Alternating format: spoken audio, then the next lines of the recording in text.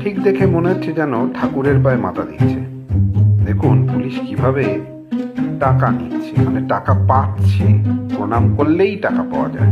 বুঝতে পেরেছেন কার থেকে টাকা নিচ্ছে? রাজনেতার থেকে। আসলে পুলিশের কাছে এনারাই হচ্ছে ভগবান। পুলিশের আর দোষ কোথায়? তারা তো গোলাম, এই রাজনেতাদের গোলাম। দেখুন টপাটপ মাথা ঢুকছে আর প্রণাম করছে, সঙ্গে সঙ্গে টাকা দিচ্ছে, আবার চাপড়েও দিচ্ছে পিঠ। বেশিক্ষণ প্রণাম করলে বেশি টাকা পাওয়া যায়। এর থেকে কি মনে হচ্ছে? তোমরা আমার গোলাম, আমি যেটা বলবো সেটাই করতে হবে।